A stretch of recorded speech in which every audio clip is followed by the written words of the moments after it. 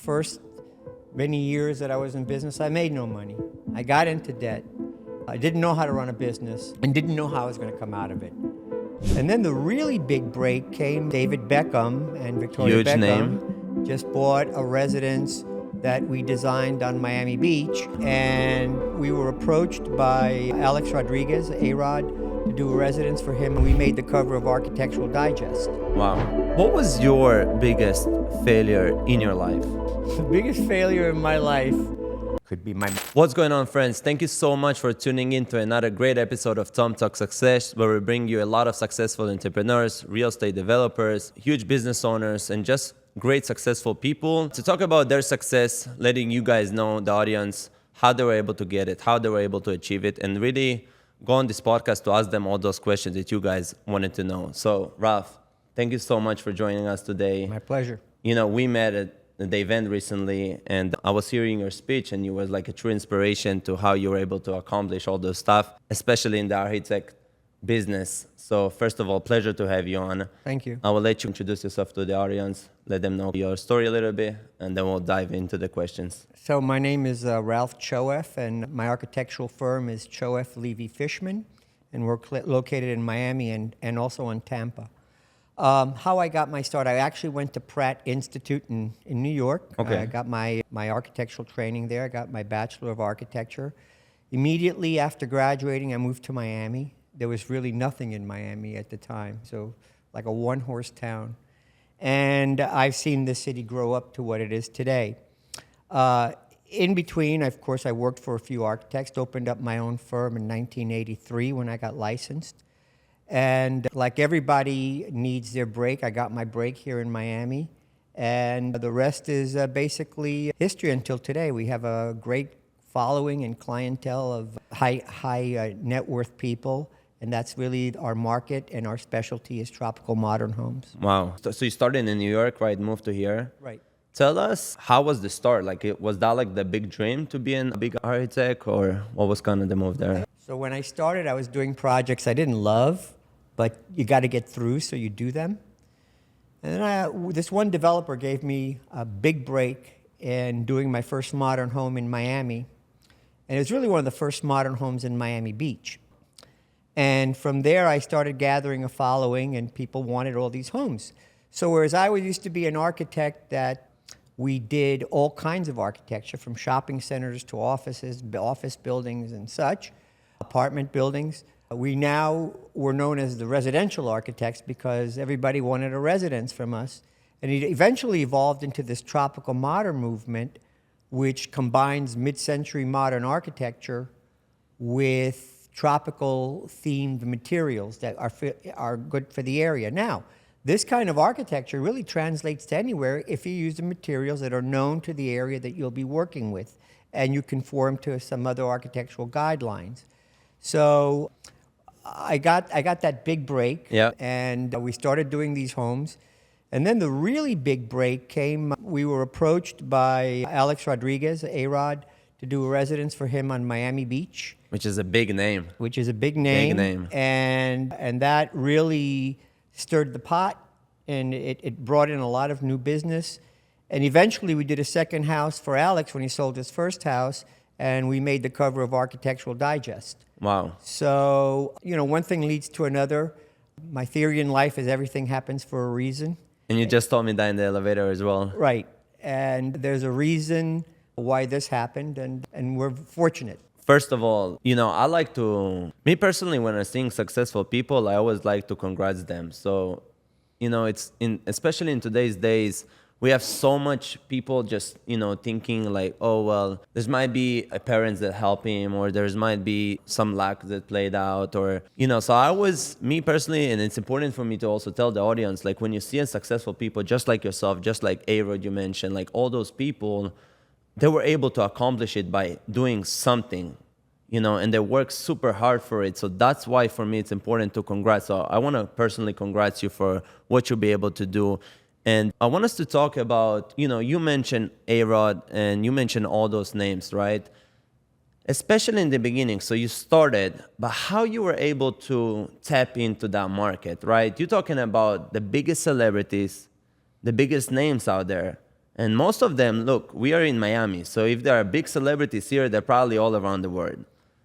Well, How? yeah. Tell us how you were able to tap into this market. Whew, we have been published around the nation and around the world. So people from abroad know who we are by our work, and then they've seen our name before. And I sign a lot of NDAs, so I can't disclose who most of our well-known or high exposure clients are. But I can tell you that a lot of them came from not only them themselves, but their agents and people that represent them. Got it. And as an example, although he wasn't a direct client of mine, David Beckham and Victoria Huge Beckham name. just bought a residence that we designed on Miami Beach. It was for sale for $80 million, but I think they got $72.5 million for the house, which was a record price. Yeah. I think it went for around $5,700 a square foot, which is a record price now in Miami. Wow. Most of our homes have done that. And I attribute that to the architecture that we produce.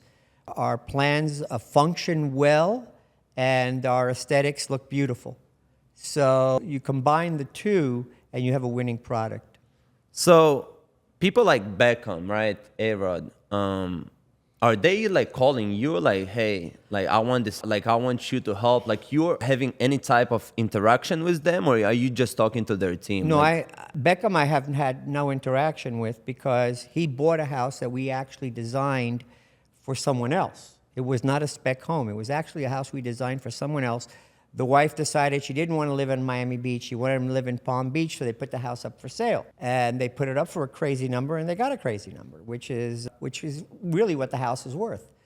As far as A-Rod, we've become good friends. So I speak to him directly. I speak to his people directly. So with Alex, I've done several events with him, and we've become friendly. Now, with my other celebrity clients, I've actually talked to the celebrities themselves. so most of it you will say directly to them. It's my relationship is directly with them. Because I guess in the end of the day, it's going to be their house, right? They're going to be living there. Right. They want to see who are actually going to, Well, do the architect and build a... A residence is very personal. This is where you're going to live. This Correct. is where you want to set your tone, where you're going to set your moods. And so it's very important that the client speaks directly to the architect, because I don't think a representative would be able to translate what they want personally. So I want to hear it from them, and Wow. I could see what their moods are when they talk to me, how different types of excitement. So I'm a psychiatrist as well as an architect. So that's what factors into the end product. That's really interesting. Another point I want to mention, Ralph, is in today's days, right? Everybody's talking about a mentor. Everybody's talking about some guy that are looking to and want to replicate that. Did you have any mentor? Talk to us about. I did have a mentor. Not really. I had several people I looked up to back in the day. I'll mention them first. But we employ interns from the university, mostly from the University of Cincinnati. And, you get what you give in this life. And you give these kids a chance, and you mentor them, and they become something, and they get excited over certain things. So we've become the mentor to them. My mentors, when I was first starting architecture in Miami, there was an architect named Barry Sugarman. And I used to love his work. This is before computers or anything was done for the architecture. Yep. We used to work by hand. And my mentor at the time was Barry Sugarman. And because he had a name, his architecture was beautiful at the time, for the time. That would be my mentor. As far as my favorite architect, I have several architects that I love. So Interesting. There is no one particular mentor. Name. So we mentioned that, you went to university. And recently, the talk has become of like, especially, students, people in their 20s, they're like, what, with all the whole entrepreneurship things that going on, and, whether I should go to university. What's your thoughts on it? Going to university? Yeah. College isn't for everyone. I mean, it used to be a time that people thought, well, you have to go to college to become something. No, I mean, we in this world need someone for every job that happens. Correct. There's certain people that won't do jobs and certain people that will. So you need to do what you're comfortable with. And if you're comfortable with going to the university and you want higher learning and you want to become, let's say, a professional, the only way to become a professional really is through college. Correct. But it's not for everyone. So you can't look down upon the people that don't go to college, and you really can't look up to everyone that goes to college. It's what you get out of it. I believe in college. My father back in the day, and this was the early 70s, basically told me, says, you don't have to go to college. You can go into the family business. But the second that you don't go to college, you're on your own. It's on you. It's on me. And I get that a lot from my parents as well. That wasn't a threat. That was really Just the reality. The reality of it. Kids aren't like that today for some reason. But I could tell you that I wanted to go to college. I wanted to be an architect since my senior year in high school. I knew what I wanted. Sometimes people aren't fortunate when they're in high school to know what they want to do, so they start going to college and they just pick liberal arts because they're trying to figure themselves out. Those who know what they want to do from the very beginning, they're blessed because they have a path they can follow from the very beginning. So I didn't know what I wanted to do. Got it. That's interesting. So you're saying if you know what you're doing and you're going to college, that's a different thing than people that obviously have no clue. Right. What they're up to, what they're looking to do in their life, Well, then it's different. They sometimes tend to flounder, and that's the problem. They're in college, and yet they're floundering. They don't know where to go. They're completely confused. They don't know what they want to be. So I can tell you that you're a very lucky person if you go to college knowing your direction.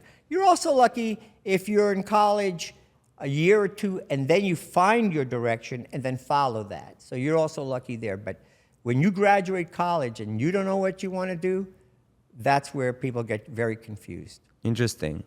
So Ralph, I'm a big believer that especially successful people, they have to go through a lot of challenges, especially people like yourself, people with huge businesses. Talk to us about some of the challenges that you have in your life. Okay, so the challenges that I've had is I got off to a rough start in architecture, basically. I didn't know how to manage the business very well. I got myself into heavy debt and didn't know how I was going to come out of it. And I was lent money by my father-in-law. At the time, he wasn't my father-in-law, but he was about to be. And I paid him back most of it. He forgave the last $20,000, but I paid him back with interest most of it because I'm that way. And then things changed. The approaches that how I've done business and my partnership now with my two partners in my office, one of them especially, Paul Fischman. Raphael Levy is a huge talent, and that's his We'll specialty. talk about it also in a second here, about partnerships. But yes, but then Paul got us to be more corporate. Thank goodness, so we're very successful now. There is no debt, and Interesting. And it's not only your financial, how you do in business, it's also success is not defined by money. Success is also defined by achievements and accomplishments and what you've done and what people think of you and how you're looked at. So yes, that is one form of the success that I've had, and I've had financial rewards that came with it. So you mentioned debt, right? And let's talk about it because I'm sure there is a lot of people, especially in the beginning phase, and some of them could be in their 30s, 40s, that's starting a business. Do you believe people that's starting out a business, they should go all in on their expenses, even if basically in a debt form? Or do you believe they need to save up, go to their maybe salary, save some money, and with the 10% or whatever they're saving, that's their money to go for the business? What do you think about that? That's an interesting question because there's a certain risk-reward factor that you have to factor in there. And when I talk about risk reward, look, you may be just starting out a business, but you have to become very proactive when you start out a business. So you have to do public relations. At the beginning, you may be doing your own public relations. Later on, as you become successful, you hire, as we do, a public relations firm that works with us, and get your work out there. Get your name out there. Attend forums, attend conferences, networking, extremely important. So it's not only the work, it's how much you put behind the work in order to achieve your goals. Wow. So it's a risk reward because now you're taking money out of your pocket in order to finance this stuff, hoping that it will come to fruition that there is a reward for it. And in a lot of cases, there is a very big reward. So that's what you have to do. Just get your name out there. And your work has to be good. If your work is good and your name is out there, everything will follow. You know, I love it. I love what you just said because it resonated with me so much. I'll tell you, 4 years ago when I started with my career, you know, obviously I didn't know anybody. You know, came from Israel, didn't know English, didn't speak the language. And I was like, you know what? There is a lot of people. There is a lot of successful people, just like yourself, just like other people. But how can I know them, right? Like, how can I calling? That will not work. You know, calling them out of the blue will not work. You know, maybe meeting somebody that knows them probably will not work. So I'm like, you know what? The only option is to go them directly. But how can you go to them directly? Well, so talk to us about when you started, how did you go directly to those famous people that a lot of them are your clients you right don't now? go to them directly, and this just doesn't happen that way. For every person you meet, they know 300 people. And when you meet those people, they each know 300 people. So the way to get to where you want to be is meet people that can influence your career and know important people as well. There's a saying that goes, you show me your 5 best friends, I'll tell you everything you need to know about yourself. And it's very true. It is. Because for every person that you meet, you don't know who they're going to introduce you to, and you don't know who they know. So most of besides people reading articles about us and seeing our work published, it's also very important that you go out there and meet people, because you don't know when that certain person will introduce you to somebody that's important or that can help your career.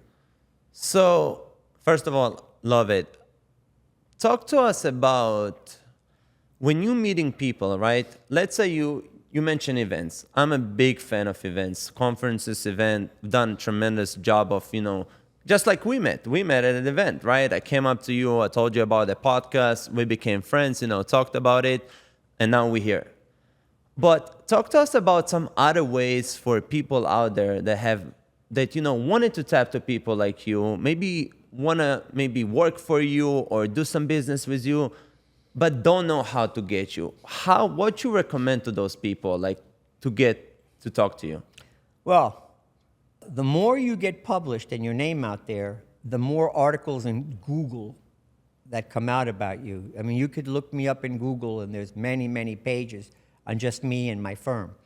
So all that somebody has to do these days is know your name. And you say, well, Ralph Choeff or Choeff Levy Fischman did that job. Let me Google them. And as soon as you Google my name or the name of the firm, you will absolutely know where you stand with us and what we do. So you know, oh, let me contact them. They do exactly what I want. So it's people knowing your name. In the past, growing up, we didn't have the computers, we didn't have Correct. the web. So there was no way to really, if you saw somebody's name, to look them up. And now with Google, the world is at your fingers. So just let them know your name. Just get your name out there. What would you be some of your networking tips for people in events, right? So a lot of people are feeling sometimes scared or sometimes, you know, shy, especially if it's successful people. What would you tell them? I would say don't be afraid to approach people and introduce yourself. You will get to the point in your career, I've gotten to the point in my career that people come up to me Correct. and introduce themselves because they know who I am. So I have that luxury now. But when you're starting out, don't be afraid to approach people, introduce yourself, what you do, start a conversation with them. You never know. And it doesn't have to be about what you want them to know about you. It's try to bring up topics that you may think you have in common with them. And if you have something in common with them, that starts an entire conversation, which leads to the friendship or the business establishment. So you talked about your partners, right? It looks like they have a big role in the success of the overall of the company. How would you determine partnership? How crucial it is for businesses to have good partnership, and how do you see partnership in general? Is it good? Is it bad? Is it better for the company? Partnership isn't for everybody. Some people want to have their own business and run it all the time, have complete control. In my case, I knew my strengths and I knew my weaknesses. And the reason that I got my partners is they filled my weaknesses. So we became a full firm. It takes the three of us really to produce the products we're producing today. Can we produce them individually? Probably. Will we be as successful? Maybe. But the reason that I have the partners was to fill in the gaps of my weaknesses. One is more business-oriented, brings you corporate. The other one is more design-oriented, brings you better design. So you have to find a balance. You have to find a balance. You have to essentially, you have to see, okay, this is the stuff that I'm good at. This is the stuff that I'm lacking in. How can I fill those gaps? Well, it's also like a marriage. So like a marriage, you won't agree on everything. Correct. Partnerships are not a panacea. They basically work with you working to the goal that everybody has to come to a common goal and a common agreement. And you may not agree with everything, but as long as you can work out your differences and come to a common agreement, you'll be successful. Interesting. What was some advice, looking back, you will give to yourself starting out? Like 20, 21, 22 years old, 18, whatever, after high school. What will be some of those advice? The biggest advice is learn how to do business. That's very, very, very important. In which sense? In which sense? So architecture will come. You're a talented architect. You will learn things. You will pick up things. You learn something new every day. But when it comes to business, if you run your business the wrong way, you can get yourself into a lot of problems. So you need to be successful, not only for yourself, but if you have a family eventually, you need to know the balance there of business, how to do business, what factors you need to run a successful business. Get yourself a good accountant, get yourself a good financial advisor. Every business is different the way it's run. So as an architect, learn the business of architecture through architects you work with. You take the good things and you keep them in mind, and you take the bad things and throw them away. So eventually you'll get enough experience to learn how to run a business. So the business of architecture is twofold. It's design and the beauty of design, and it's business. So this is a great point for people out there, because I'm sure that a lot of the people in the audience, they want to start a business, they might run a business. And I see it all the time that, people are lacking the word business, right? And so, for example, they might run a business, they might know the core value of the business, but they don't know how to market it, they don't know how to scale it, they don't know how to basically run all the operations, the systems. How you were able with your partners to do it? Did you guys learn it? Did you guys go on conferences? How were you able to learn this stuff? We worked for other architects. Okay. And we saw how they did things. I don't think there's two architects that do say something in the same way. So we learned from the people we worked for, and we took the good things and we incorporated, and we took the bad things and we threw them away.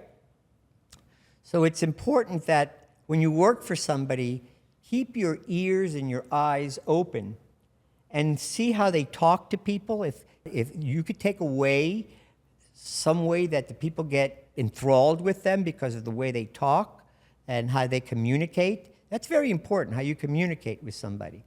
You know, you look them in the eye and you speak like directly, forcefully, directly to them, and they will respect you more. So that's just one of the things about business that you have to do, and as a person in your personal life too. But you learn financially how to manage a business through the people you've worked for. Again, and maybe take 1 or 2 business courses, because the only way you're going to make money is like that. So one other question, it's a little bit back to the celebrities, because I know you know a lot of them. What's your takes on them? Like, is it just like the movies? Is it just like the Hollywood? Like, you've been interacting with a lot of them, and I know a couple of the people that you mentioned. How is it? Like, how is it to work with them? What's your take on them? They're actually fairly normal people that don't lead normal lives. Their life is completely different than your average person. They're catered to, they're pampered. They don't have to do a lot of the things themselves because they have people there to do it for them, unlike us. Now, that being said, when you get to the core of who they are, for the most part, I'm not saying everyone, but for the most part, they are normal people like you and I. They put their pants on one leg at a time, you know? And if you speak to them like an average person and don't gawk at them like a celebrity, you'll get a lot of respect. You should never, I mean, in all my years working with celebrities and CEOs, I have not once taken a picture with any of them.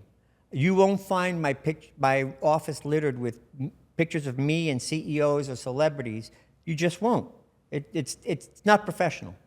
And so you treat them like the normal person, and they will respect you more. What a great tip.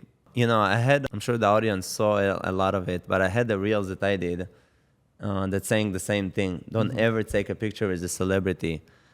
And I feel the reason that you might agree with that, just like you mentioned, is as soon as you take that picture, that shows to the celebrity or the CEO or whatever that somehow they're upper than you, right? And they don't like it. Well, somebody asked me, they ask me all the time, what's your favorite project?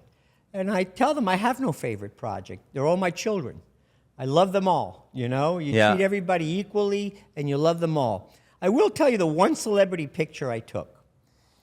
It has to be somebody that you're like, well, you know what? I don't know if everybody here will know who they you. are. I was having dinner one night with Alex Rodriguez and Cameron Diaz. He was dating Cameron Diaz at the time. And along comes the guy that is the real Raging Bull in the movie. I forgot his name, but he was the real Raging Bull from the movie. And he was an old man already, and he wanted to meet Cameron and Alex. When he came, I said, wow, we got Raging Bull here. So I gave my camera phone to Cameron Diaz, and she took a picture of me and the Raging Bull. That's the only picture that I have, you know, because I really wanted. That was it was great to meet. I've done homes for a few owners of sports teams, and I can tell you in one of the owners who happens to be they own the Tampa Bay Buccaneers, the Glazer family. So I was on the field with them before a game because I sit in the owner's booth with them. We're very good friends. And along comes a guy named Joe Buck, I'm sorry, who's an announcer. And, well, people may not know who he is, and there were some celebrities there, but that's the guy that I wanted to meet. So I made sure that I went up to him and met him. Wow. But I didn't take any pictures. So just treat them like normal people and don't gawk at them, ever, ever, ever, because they don't like that. So I have an interesting question to you. Now, after all these amazing deals and all these, big commissions and big profits and all that, talk to the audience, and I want to know personally, how do you deal with, you have a big client coming up, and obviously it's in the beginning, you're not sure where it's going to go, whether he wants to work with you or other architect. how do you deal with like expectation? How do you deal with losing deals? Like all those stuff. I can't help the deals that I lose. Look, we don't charge the most expensive fees, but we don't, by far, we don't charge the cheapest fees.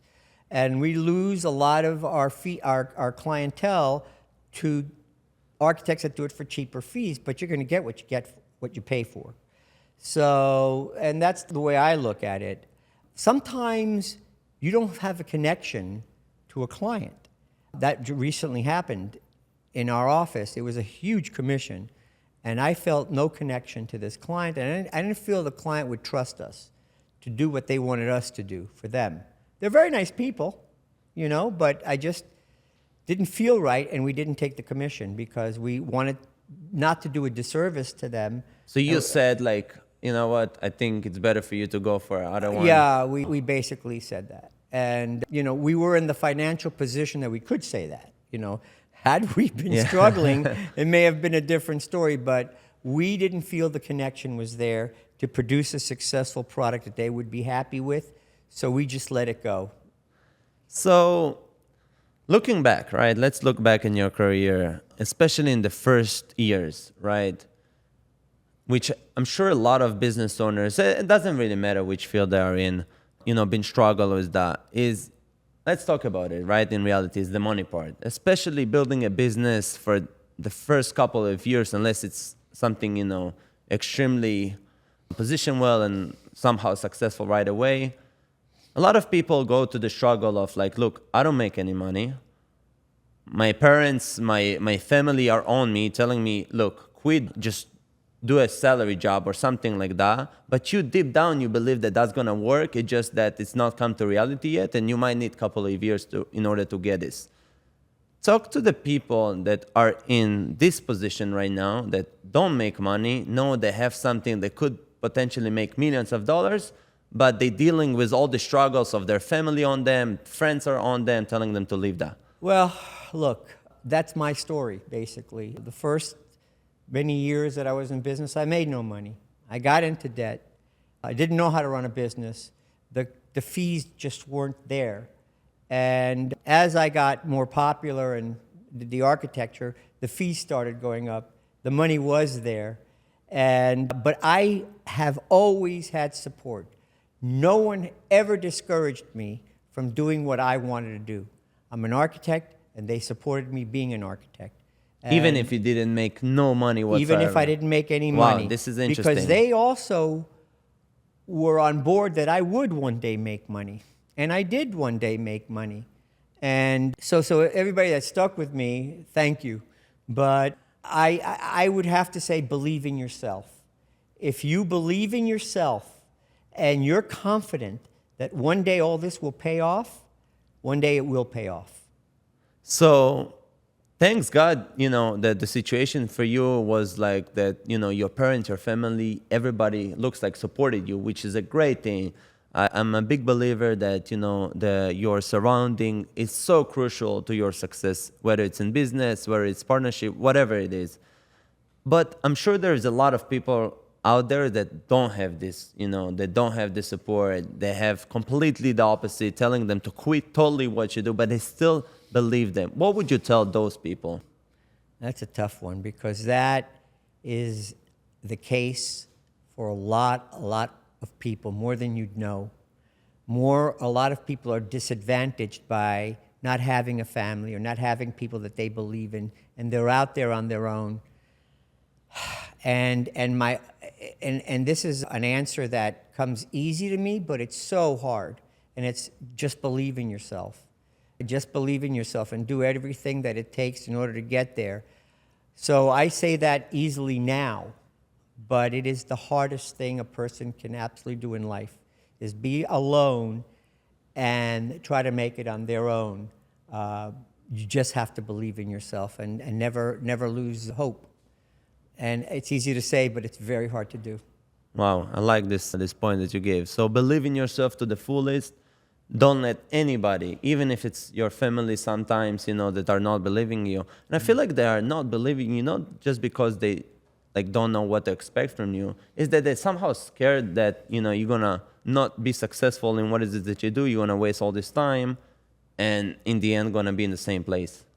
Look, I don't know what to tell people that have friends and family that don't trust them and don't believe in them. I don't come from that. I come from a family that stood behind me, that believed in me. I had friends that did the same thing. I also have friends that I saw become very successful. And I tried to emulate their success in me. I saw what they could become, and I tried to become the same thing. For someone that doesn't have that behind them, or that to look at, it's just, I find it, I wouldn't say impossible, but I find it very difficult, you know? And again, I have not been in that position. I can't quantify or qualify that position because I've not been in it. I've been in a hardship position when I first started out in the middle of my career, but now, you know, I've made it, but I had the support. I don't, you know, my wife supported me. You know, my children are fabulous. I love them to death. The happiest times of my life is when I'm with my family. When I'm with my children and my, you know, my wife and my other wife. Yeah. We're all big one happy family, but especially my children. I'm very, you know, happy when I'm with them. So they've always been supportive of me. And now I'm very supportive of them. Yeah, and I'm sure they're financially. happy. And I'm sure they're happy from that as well somewhere. Well, they wouldn't get along without that. Yeah. So, hey, you know what? Sometimes you don't become the richest person in the world, but you thank whatever God you believe in that they gave you the wherewithal to make enough money to support your family and help your family along. And that is so important. That's a sign of success, you see? Love it. So... And we're talking about success in this podcast, so I just love this. Well, I want tips. that plane. Yeah. Ralph, let's talk lastly here. A couple of points that I want to mention. You mentioned, you know, great family, kids, supportive wife. How do you see? What would you tell the people what some of the tips you will tell people to create a good relationship? To be in a good relationship, because from what I saw, you know, with some of my clients and just people in general that I know, it could go really both ways, right? If you're having a good relationship, your life, you're successful, everything is good, but you could be the most successful person and you go through divorce and you go through some stuff like that and your life can change completely. What would you say to people that are looking for some tips to get also be successful just like you in a great business and also keep supporting lifestyle with their family? Well, I'd say basically don't look at life as one finite goal that you reach. You have to look at your composite, your entire work. How are you as a father? How are you as a husband? How are you as a person to other people? How are you as an architect? How good are you at what you do? You have to factor everything in. And that entire salad, you have to mix it up, and you have to be happy with the way it tastes in the end. Not everything is going to be a success. Not everything is going to be a failure. But if you let your successes outweigh your failures, and you learn from your failures, that's the most important thing about failure. Failures are important in people's lives because people learn from failures. And it makes you better the next time around. So just take that tossed salad, and I'm sure if it tastes good in the end, and you've become a success. Nice. Wow. And Great I'm point. lucky to I'd be financially successful as well, as I believe in my character. I think I have pretty good character. What was your biggest failure in your life? The biggest failure in my life could be my marriages.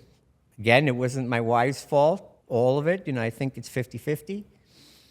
I think a big failure in my life was I didn't learn the business of architecture until my later years, and which kept me behind financially. A big failure is maybe I didn't take care of my body as like I should have. I used to smoke cigarettes and eat bad foods, and so I had a triple bypass a year ago. Open heart. I'm fine now, 1,000%. I can do everything. I have no restrictions. Wow, thanks God. But I've changed my life and how I do things. So yeah, those are some of my failures. I don't know that I could have been a better father than I was. I don't think I was a bad father, but I wasn't a great father. I could have been a better father. I am now. I'm a good father now. So I learned from those failures, I learned. Do you think a lot of it, I found, talking to a lot of people, I found that a lot of people saying a lot of stuff like they could be better father, there could be a better relationship, there could be, a better leader. But what I see, it's actually not their fault, because I found out that a lot of those people are building such an incredible businesses and such a successful businesses that they just didn't have the time, or they didn't have the courage. They were so focused on building something great for for their future family.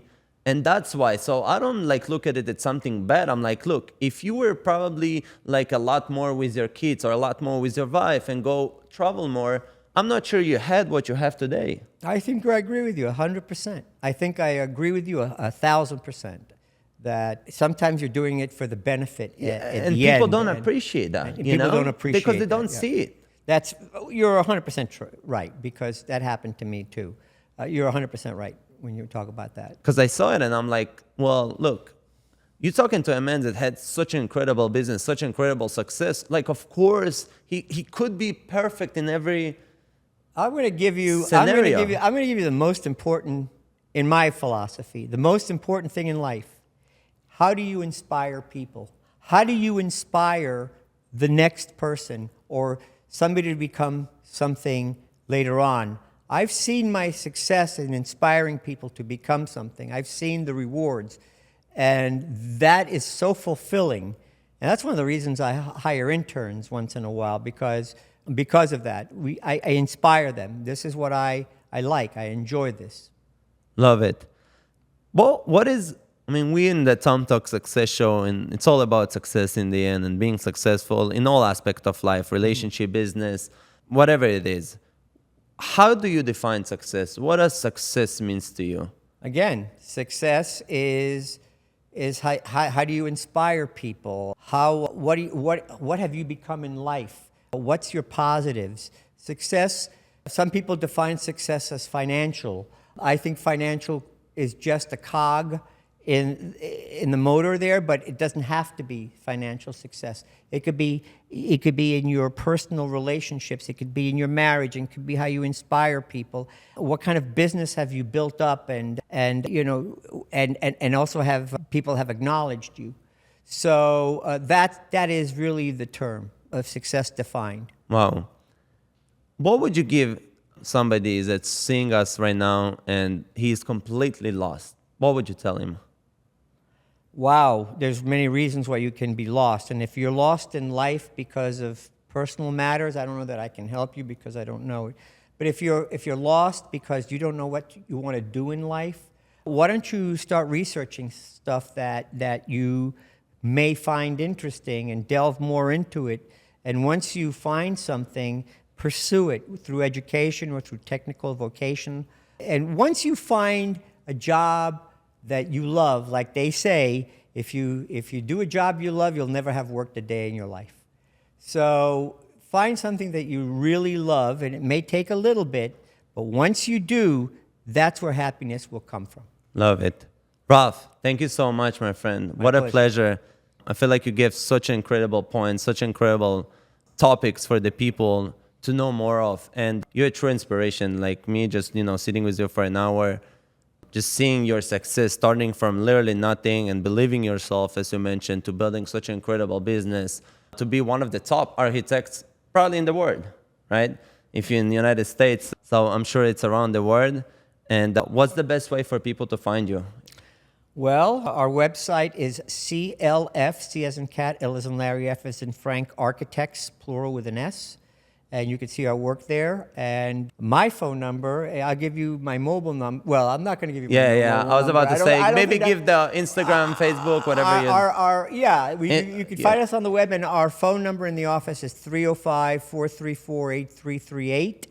Hopefully it stays like that because we're moving to Wynwood in the very near future. And you have a good Instagram page with And all our of their work. Instagram Yep. page, you can also Google my name, Ralph Choeff, Choeff. And we have an Instagram page, Choeff Levy Fischman Architects. Yep. And make sure you follow Tom Talk Success Show and Tom Grumman on Instagram as well. Ralph, pleasure. Thank you so much, Pleasure's my mine. friend. Thank you. Yep. Thanks.